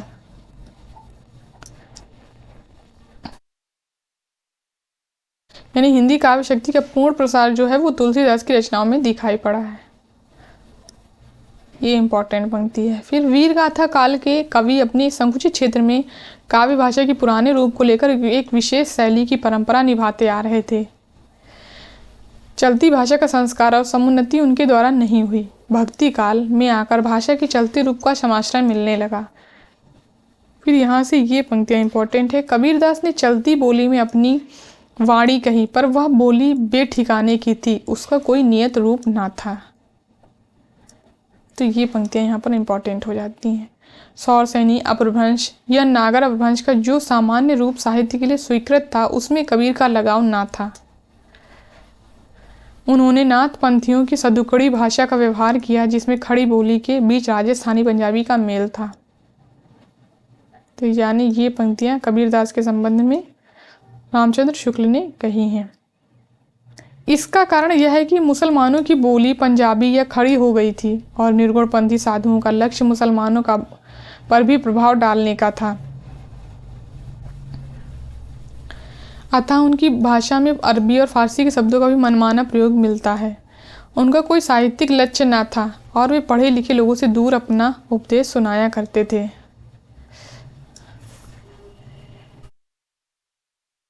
यानी यहाँ पे निर्गुणपंथी साधुओं के संबंध में ये पंक्ति बोली गई है कि उनका कोई साहित्यिक लक्ष्य ना था और वे पढ़े लिखे लोगों से दूर ही दूर अपना उपदेश सुनाया करते थे। फिर साहित्यिक भाषा में जो वीर गाथा काल के कवियों के हाथ में बहुत कुछ अपने पुराने रूप में ही रही, प्रचलित भाषा के संयोग से नया जीवन सगुणोपासक कवियों द्वारा प्राप्त हुआ। भक्त सूरदास जी ब्रज की चलती भाषा को परंपरा से चली आती हुई काव्य भाषा के बीच पूर्ण रूप से प्रतिष्ठित करके साहित्यिक भाषा को लोक व्यवहार के मेल में लाए। उन्होंने परंपरा से चली आती हुई काव्य भाषा का तिरस्कार न करके उसे एक नया चलता रूप दिया।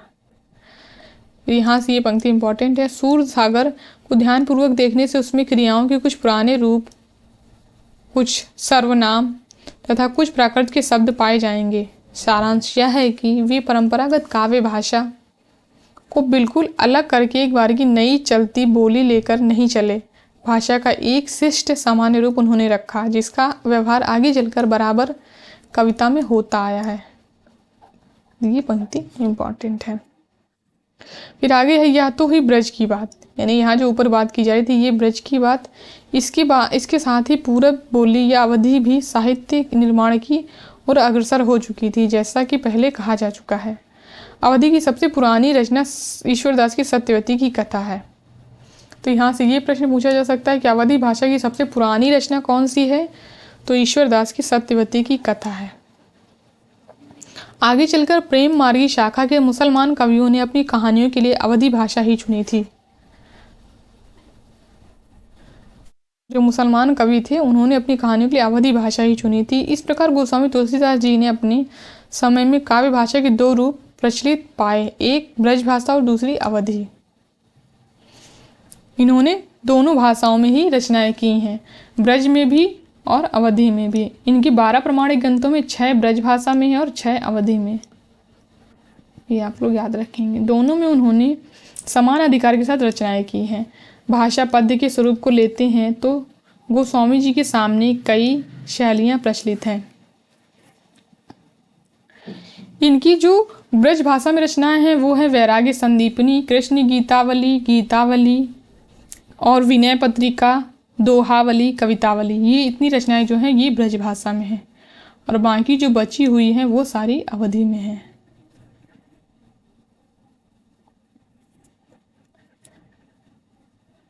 भाषा के स्वरूप को लेते हैं तो गोस्वामी जी के सामने कई शैलियाँ प्रचलित थी, जिनमें से ये प्रमुख हैं। इनमें तो कुल 5 शैलियाँ यहाँ पर दी हुई हैं, जिनमें तुलसीदास जी ने रचना की हैं। इन्हीं का वर्णन आगे किया जाएगा, जिसमें पहली है वीर गाथा काल की छप्पय पद्धति, वीर विद्यापति और सूरदास की गीत पद्धति, गंग आदि भाटों की कवित्त सवैया पद्धति, कबीरदास की नीति संबंधी बानी दोहा पद्धति जो प्रबंध से चली आती थी, ईश्वरदास की दोहे चौपाई वाली प्रबंध पद्धति। इसी में रामचरितमानस की रचना की गई है। तुलसीदास ने रामचरितमानस की रचना की है दोहे चौपाई पद्धति पर। तो ये आप लोग याद रखेंगे कि विभिन्न प्रश्न पूछा जा सकता है कि गोस्वामी के समय में कौन सी शैलियाँ प्रचलित थी। तो ये 5 तरीके की शैलियाँ प्रचलित थी, इनके नाम आप लोगों को याद रहने चाहिए। इस प्रकार काव्य भाषा के 2 रूप, रचना की 5 शैलियाँ साहित्य क्षेत्र में गोस्वामी जी को मिली, यानी काव्य भाषा के 2 रूप यानी कि अवधी और ब्रज भाषा, और रचना की 5 शैलियाँ जिनको हम लोग देख चुके हैं, ये गोस्वामी जी को मिली। गोस्वामी जी तुलसीदास जी के रचना विधान की सबसे बड़ी विशेषता यह है कि वे अपनी सर्वतोन्मुखी प्रतिभा के बल से सबकी सौंदर्य की पराकाष्ठा अपनी दिव्य वाणी में दिखाकर साहित्य क्षेत्र में प्रथम पद के अधिकारी हुए। और हिंदी कविता के प्रेमी मात्र जानते हैं कि उनका ब्रज और अवधी दोनों भाषाओं पर समान अधिकार था। ब्रज भाषा का जो माधुर्य हम सूर सागर में पाते हैं, वही माधुर्य भी संस्कृत रूप में गीतावली और कृष्ण गीतावली में पाते हैं। तो यहाँ से ये पंक्तियाँ जो हैं ये बहुत ज़्यादा इम्पॉर्टेंट हैं। और फिर ये वाली पंक्तियाँ, ठेठ अवधि की जो मिठास हमें जायसी की पद्मावत में मिलती, वही जानकी मंगल, पार्वती मंगल, बरवै रामायण और रामलला नाचों में पाते हैं। यह सूचित करने की आवश्यकता नहीं कि यहाँ पर ये दिखाया जा रहा है कि अवधी भाषा में तुलसीदास जी की आप यहाँ रचना देख सकते हैं, जानकी मंगल, पार्वती मंगल, बरवै रामायण, रामलला नाचू और रामचरितमानस, ये सारी जो है इनकी अवधी भाषा में रचित इनकी रचनाएं हैं। यह सूचित करने की आवश्यकता नहीं कि ना तो सूर का अवधी पर अधिकार था और ना जायसी का ब्रज भाषा पर। रचित रचना शैलियों पर उनका इस प्रकार पूर्ण अधिकार हम पाते हैं। अब यहाँ पर इन रचना पद्धतियों के बारे में शुक्ल जी बताते हैं। इनमें हम लोग 5 पद्धतियों को देखेंगे। पहली है वीर गाथा काल की 56 पद्धति, पर इनकी रचना थोड़ी है पर इनकी निपुणता पूर्ण रूप से प्रदर्शित करती है। जैसे यहाँ पर ये इम्पॉर्टेंट पंक्ति है, कतहूँ बिटप भूधर उपारी पर सेन बरखत, कतहूँ बाजी सो बाजी मर्दी गजरात करखत। फिर लंगूर लपेटत पटकी भट्ट, जयति राम राम राम जय उच्चरत। ये दूसरी पद्धति है विद्यादास और सूरदास की गीत पद्धति, पर इन्होंने बहुत विस्तृत और बड़ी सुंदर रचना की है। सूरदास की रचना में संस्कृत की कोमल कांत पदावली अनुप्रासों की वह विचित्र योजना नहीं है जो गोस्वामी जी की रचना में है। यहाँ पर ये इंपॉर्टेंट पंक्तियां हैं। दोनों भक्त शिरोमणियों की रचना में यह भेद देने योग्य है, यह भेद ध्यान देने योग्य है और इस पर ध्यान अवश्य जाता है। गोस्वामी जी की रचना अधिक संस्कृत गर्भित है, पर इसका यह अभिप्राय नहीं कि इनके पदों में शुद्ध देश भाषा का माधुर्य नहीं। इन्होंने दोनों प्रकार के मधुरता का बहुत ही अनूठा सम्मिश्रण किया है। यहाँ पर आप लोग याद रखेंगे कि सूरदास और तुलसीदास दोनों की बात करी जा रही है। विनय पत्रिका के प्रारंभिक स्त्रोतों में जो संस्कृत पद विन्यास है उसमें गीत गोविंद के पद विन्यास से कहीं कर्कश देखने योग्य है। हृदय के त्रिविध भावों की व्यंजना गीतावली के मधुर पदों में देखने में आता है। कौशल्या के सामने भरत अपनी आत्मग्लानि की व्यंजना किन शब्दों में करते हैं, देखिए। जो हो मातु मते मैं हवै हो, तो जननी जग में मुख की कहाँ कालिमा ध्वय हो। तो ये पंक्तियां इंपॉर्टेंट हैं। इसी प्रकार चित्रकूट में राम के सम्मुख जाते हुए भरत की दशा का भी सुंदर चित्रण किया गया है कि विलो के दूरी ते दो वीर, मन में अंगहुड़ तन पुलक शिथिल भयो, नयन नलिन भरे नीर। तो ये इंपॉर्टेंट पंक्तियां हैं। गीतावली की रचना गोस्वामी जी ने सूरदास जी के अनुकरण पर की है। बाल लीला के कई एक पद ज्यों के तो सूर सागर में भी मिलते हैं, केवल राम और श्याम का अंतर है। तो ये पूछा जा सकता है कि गीतावली की रचना तुलसीदास ने किसके अनुकरण पर की, तो सूरदास जी के अनुकरण पर की है। लंका कांड तक तो कथा की अनेक रूपता के अनुसार मार्मिक स्थलों का जो चुनाव हुआ है वह तुलसी के सर्वथा अनुरूप है, पर उत्तर कांड में जाकर सूर्य पद्धति के अतिशय अनुकरण के कारण उनका गंभीर व्यक्तित्व तिरोहित हो गया है, तिरोहित सा हो गया है। तो ये पंक्तियां जो है ये इंपॉर्टेंट हैं, इनको आप लोग याद रखेंगे। जिस रूप में राम को उन्होंने सर्वत्र लिया है, यानी इनका व्यक्तित्व जो है वो उत्तरकांड में आकर तिरोहित सा हो गया है, क्योंकि उन्होंने अतिशय यानी ज़्यादा अनुकरण कर लिया सूरदास का। जिस रूप में राम को उन्होंने सर्वत्र लिया है उनका भी ध्यान उन्हें नहीं रहा। सूरदास में जिस प्रकार गोपियों के साथ श्री कृष्ण हिंडोला झूलते हैं, होली खेलते हैं, वही राम करते भी दिखाए गए हैं। इतना अवश्य है कि सीता की सखियों और पूर्व नारियों का राम की ओर पूज्य भाव ही प्रकट होता है। राम की नक्षिक शोभा का अलंकृत वर्णन भी सूर की शैली पर बहुत से पदों में लगातार चला गया। सरयू तट के इस आनंदोत्सव को आगे चलकर रसिक लोग क्या रूप देंगे, इसका ख्याल गोस्वामी जी को ना रहा।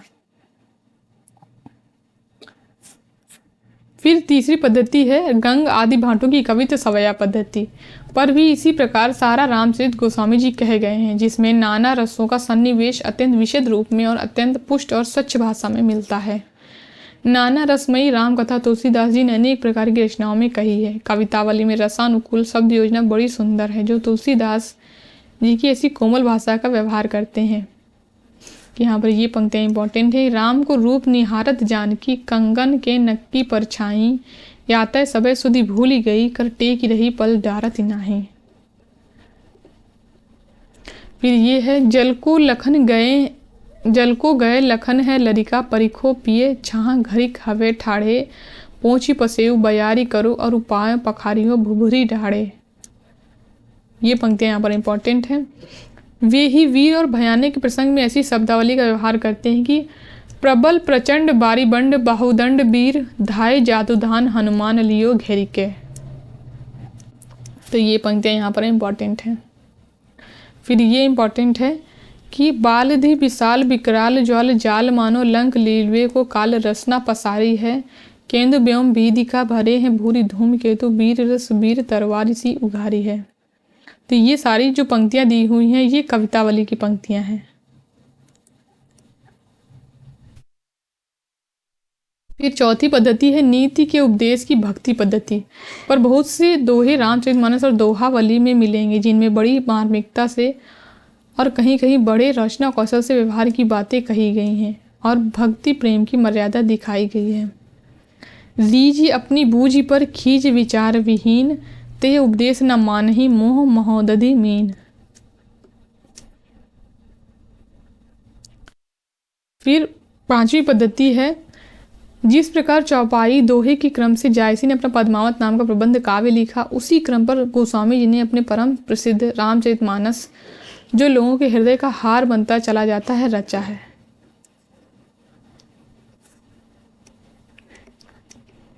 तो ये इंपॉर्टेंट है।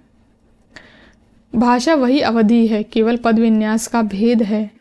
गोस्वामी जी शस्त्र पारंगत विद्वान थे, अतः उनकी शब्द योजना साहित्य और संस्कृत गर्भित है। जायसी में केवल ठेठ अवधि का माधुर्य है, पर गोस्वामी जी की रचना में संस्कृत की कोमल कांत पदावली का भी मनोहर मिश्रण है।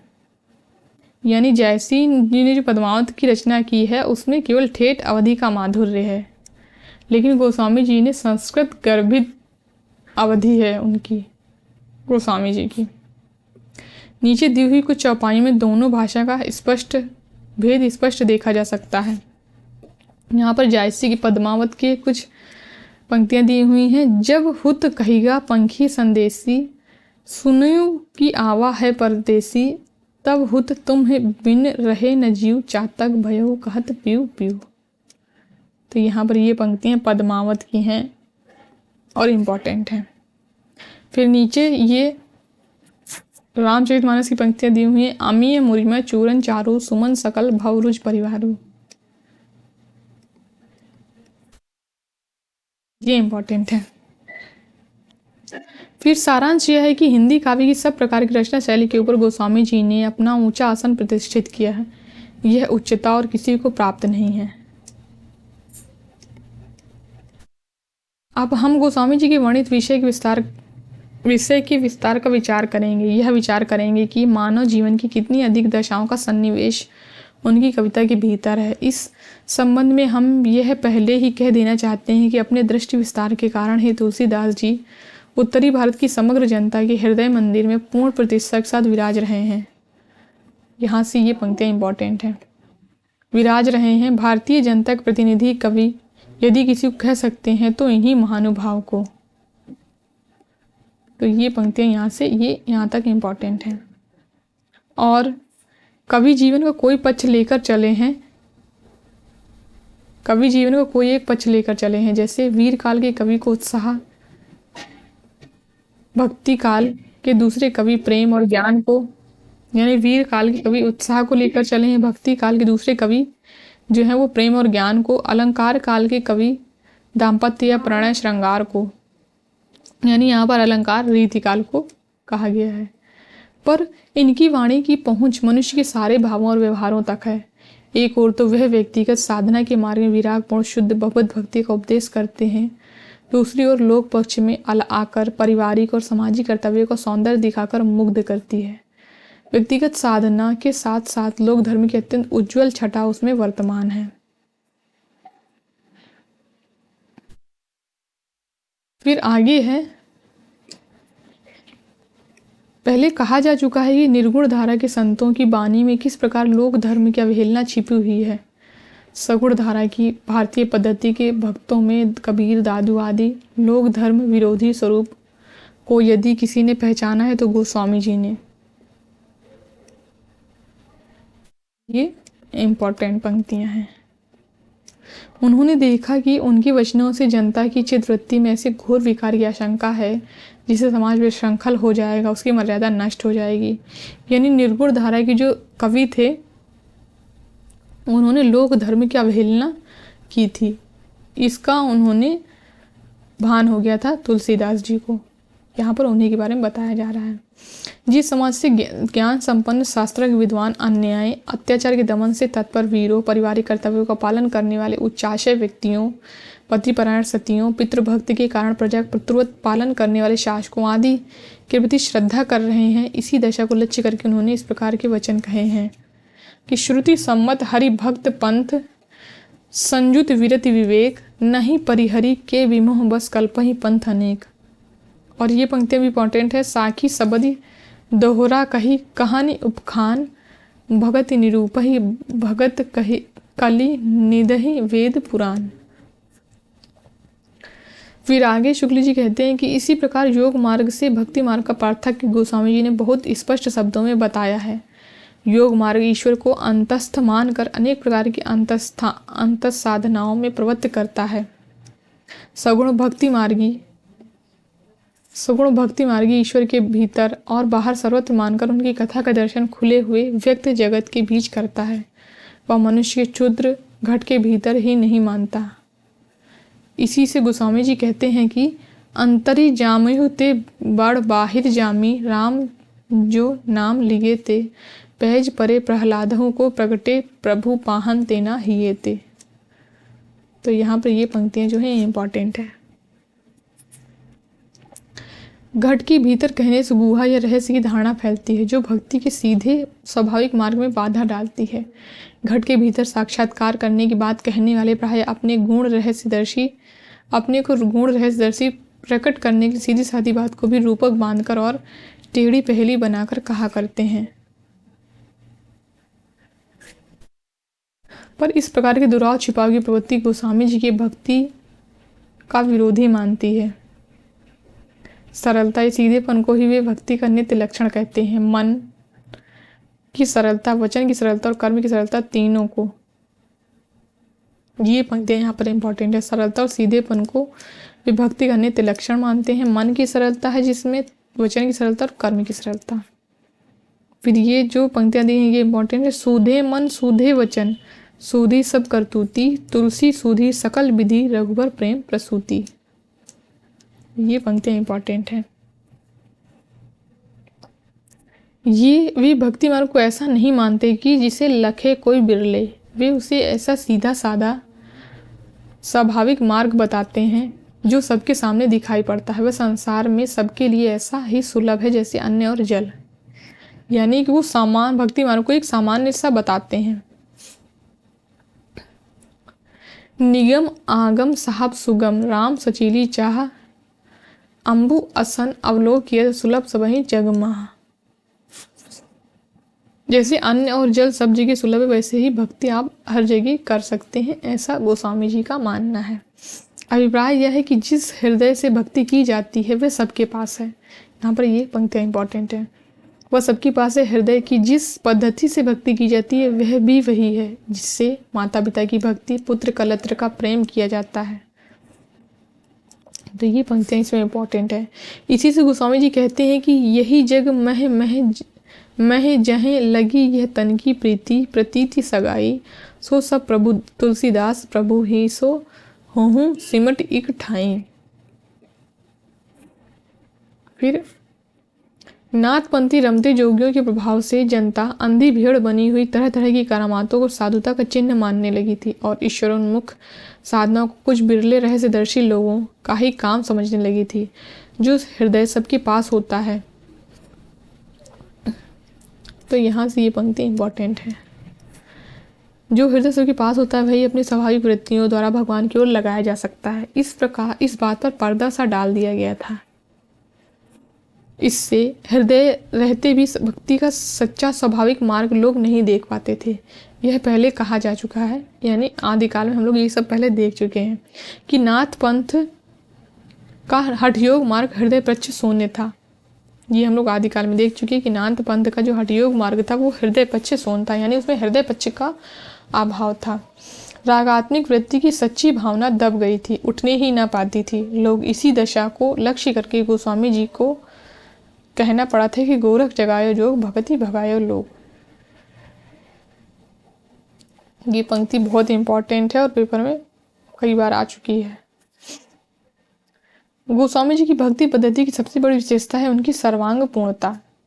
जीवन के किसी पक्ष को सर्वथा छोड़कर वह नहीं चलती। वह सब पक्षों के साथ उसका सामंजस्य है, ना उनका कर्म या धर्म से विरोध है, न ज्ञान से। धर्म तो उसका नित्य लक्षण है। तुलसी की भक्ति को धर्म और ज्ञान की रसानुभूति कह सकते हैं। योग का भी उसमें समन्वय है, पर उतने ही का जितना ध्यान के लिए चित्त को एकाग्र करने की आवश्यक है। यहाँ पर हम लोग आज केवल तुलसीदास को पढ़ेंगे, बाकी ये 4 कवियों को हम लोग कल वाले क्लास में देखेंगे। प्राचीन भारतीय भक्ति मार्ग के भीतर भी उन्होंने बहुत सी बढ़ती हुई बुराइयों को रोकने का प्रयत्न किया। शैवों और वैष्णवों के बीच बढ़ते हुए विद्वेष को उन्होंने अपनी सामंजस्य व्यवस्था द्वारा बहुत कुछ रोका, जिसके कारण उत्तर भारत में वह वैसा भयंकर रूप न धारण कर सका जैसा उसने दक्षिण में किया। तो ये जो कहा जा रहा है ये तुलसीदास के संबंध में बोला है शुक्ल जी ने।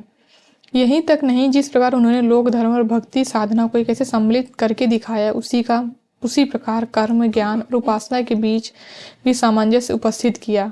मानस के बाल कांड में संत समाज का जो लंबा रूपक है वह इस बात को स्पष्ट रूप में सामने लाता है। ये पंक्ति इंपॉर्टेंट हो जाती है क्योंकि वो उत्तर कांड रामचरितमानस का लगा हुआ है अपने सिलेबस में, लेकिन हम लोग को इन सारे कांडों के विषय में जो दिया हुआ है इसमें वो सब हम लोग को याद रखना होगा।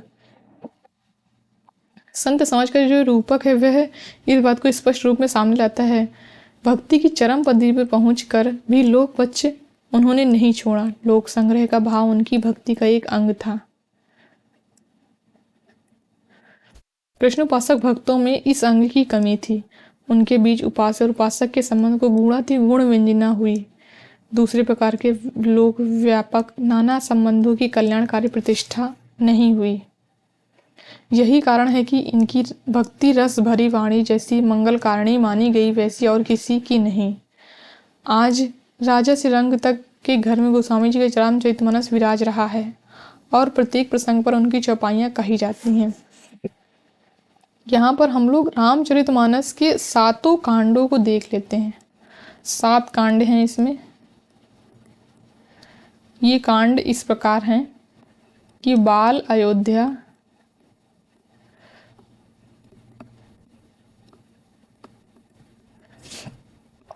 अर्ण्य, किष्किंधा,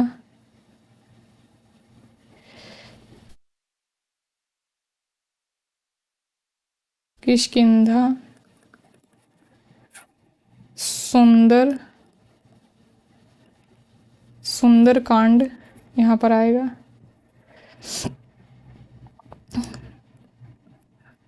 लंका,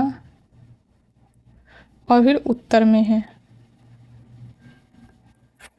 इसको आप लोग इस तरीके याद कर सकते हैं इन सारे कांडों की, बाल, अयोध्या, अर्ण्य, किष्किंधा, सुंदर, लंका, उत्तर में है। इससे हो जाएगा बाल कांड, अयोध्या कांड, अर्ण्य कांड, किष्किंधा कांड, सुंदर कांड, लंका कांड और उत्तर कांड। इस तरीके से आप लोग इसके 7 कांडों को याद रख सकते हैं। आप लोग इन कांडों को कमेंट करके कमेंट जरूर करिएगा, इन 7 कांडों कमेंट में जरूर लिखिएगा।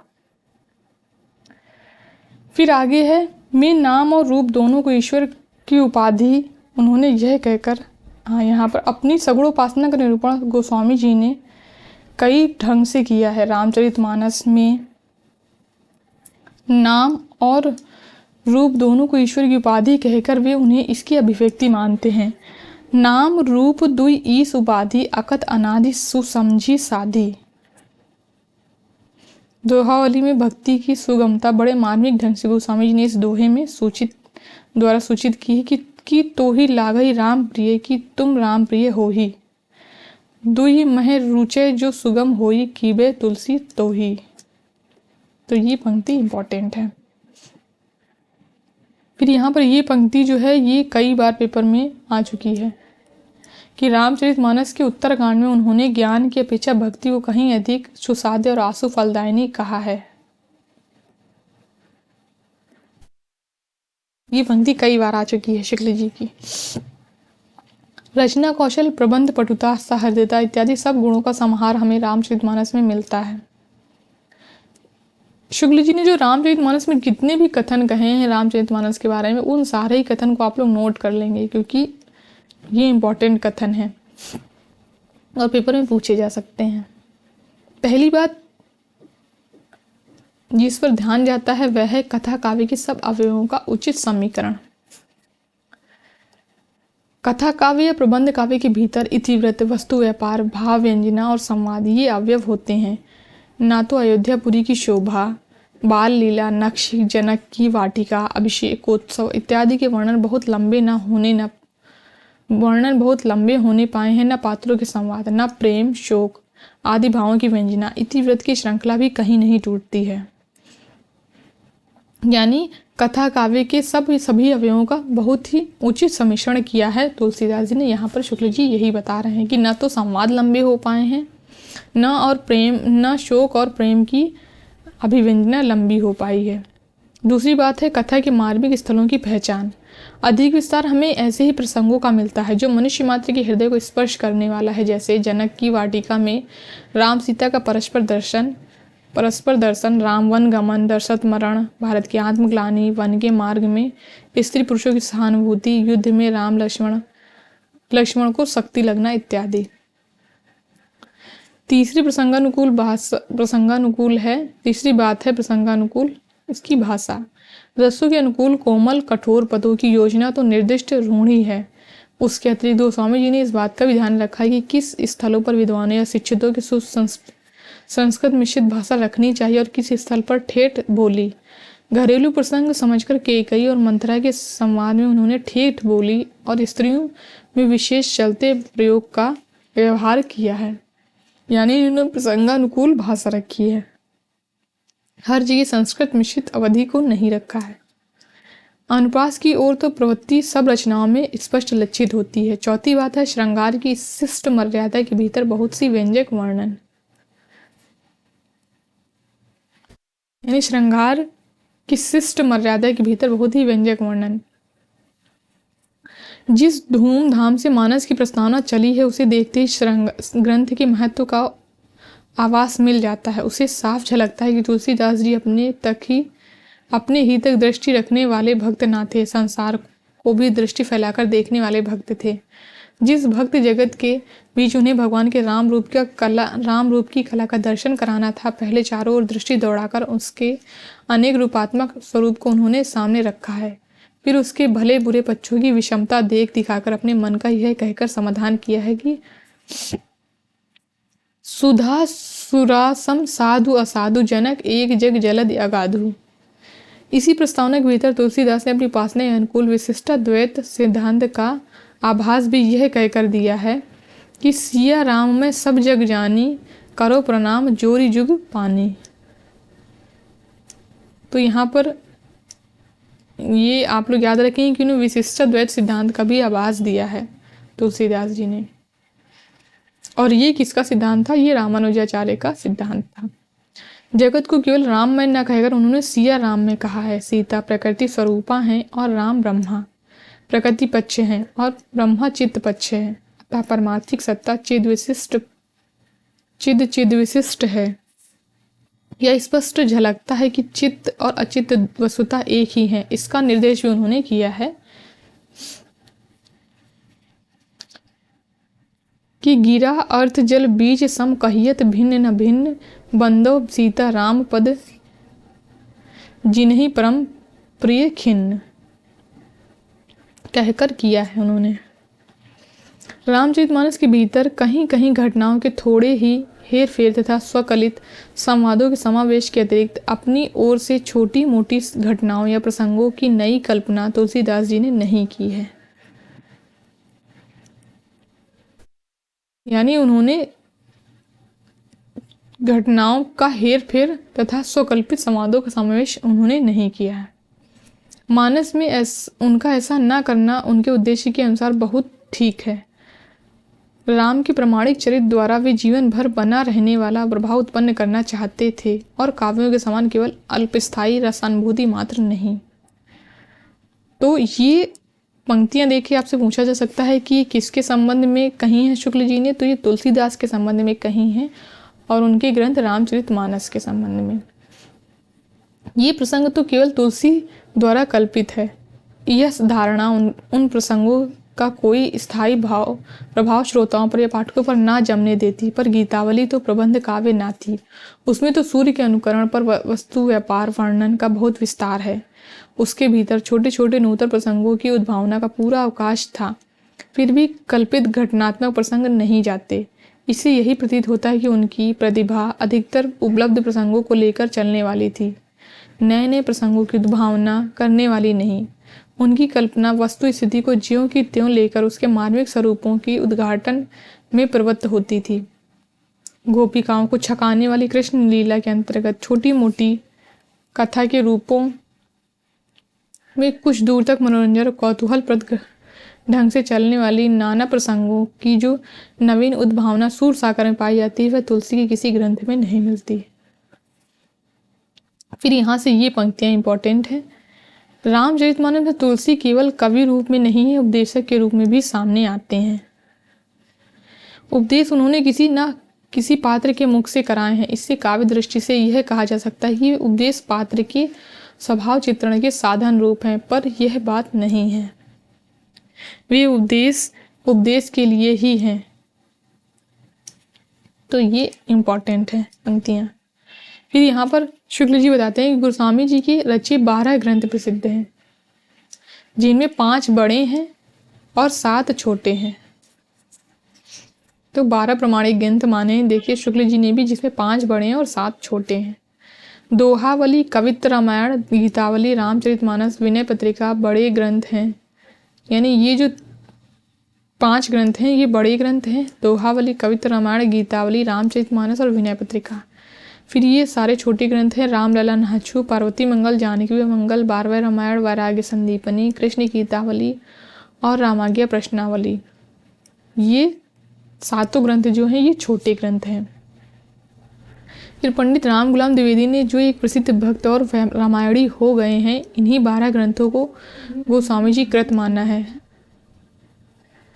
पर शिव सिंह सरोज में 10 और ग्रंथों के नाम गिनाए गए हैं। यानी शिव सिंह सरोज में और भी ग्रंथों के नाम गिनाए गए हैं तुलसीदास के, जो हैं राम सतसई, संकट मोचन, हनुमत बाहुक, राम शलाका, छंदावली, रामायण, कड़खा रामायण, रोला रामायण, झुलना रामायण और कुंडलिया रामायण।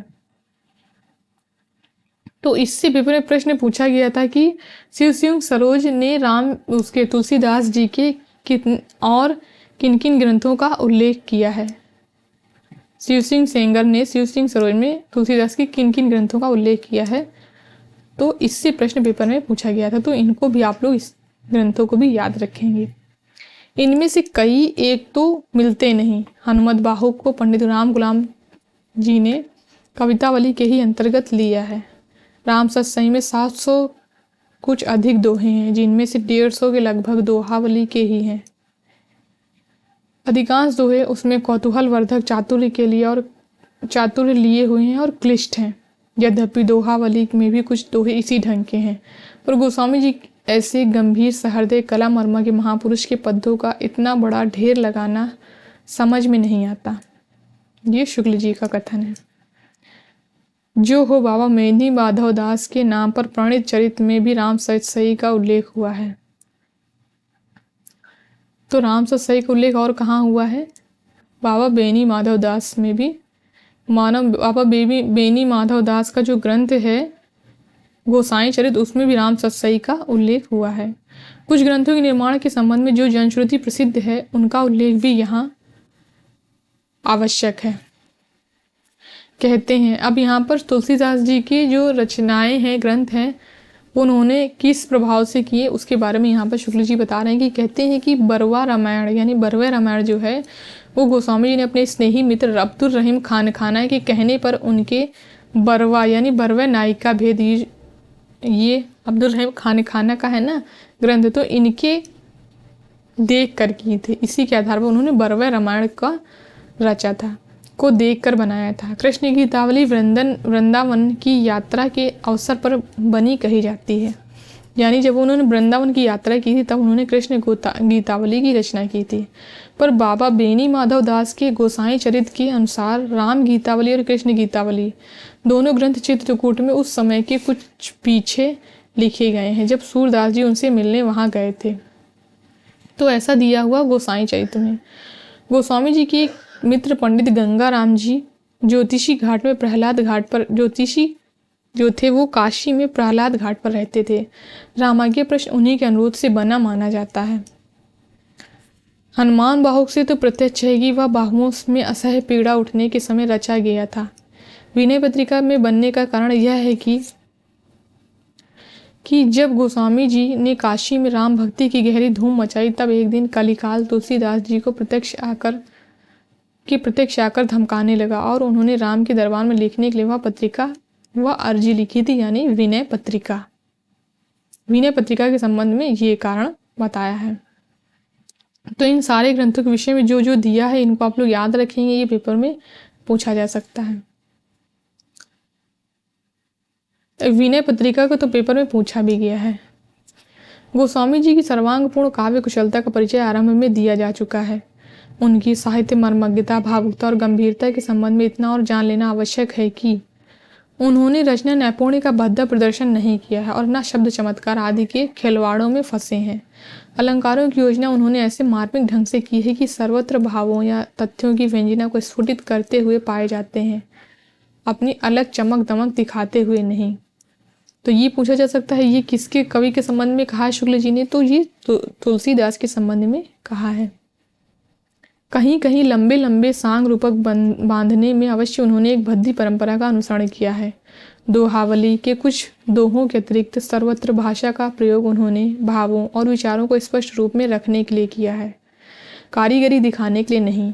उनकी सी भाषा की सफाई और किसी कवि में नहीं है। सूरदास में ऐसे वाक्य मिलते हैं जो विचारधारा आगे बढ़ाने में कुछ योग देते नहीं पाए जाते, केवल पद पुदर्थ ही लाए हुए जान पड़ते हैं। इसी प्रकार तुकांत के लिए शब्द भी तोड़े गए हैं, पर गोस्वामी जी की काव्य रचना अत्यंत प्रौढ़ और सुव्यवस्थित है। एक भी शब्द फालतू नहीं है। फिर यहाँ से ये बहुत ही इंपॉर्टेंट है कि खेद है कि भाषा की सफाई पीछे होने वाले बहुत कम कवियों में रह गई। सब रसों की सम्यक व्यंजना उन्होंने की है, पर मर्यादा का उल्लंघन कहीं नहीं किया है। प्रेम और श्रृंगार का ऐसा वर्णन जो बिना किसी लज्जा और संकोच के सबके सामने पढ़ा जा सके, गोस्वामी जी का ही है। तो ये पंक्तियां भी शुक्ल जी की हैं, ये आप लोग याद रखें। फिर हम निसंकोच कह सकते हैं कि यह एक कवि ही हिंदी को प्रौढ़ साहित्यिक भाषा सिद्ध करने के लिए काफ़ी है। तो यहाँ तक ही हम लोग आज पढ़ेंगे। इसमें भी 4-5 पेज और बचे हुए हैं जिनको हम लोग कल देखेंगे। और कल हम लोग प्रकरण 4 के ही MCQ को भी सॉल्व करेंगे। यानी कि पहले हम लोग ये चारों कवियों को देख लेंगे, उसके बाद में हम लोग इसके MCQ को सॉल्व करेंगे। तो आप लोग कमेंट करके ज़रूर बताइएगा कि आप लोगों को ये वीडियो कैसा लगा। धन्यवाद दोस्तों मेरे वीडियो को लास्ट तक देखने के लिए। अगर वीडियो पसंद आए तो लाइक करिए, शेयर करिए एंड हमारे चैनल को सब्सक्राइब करिए।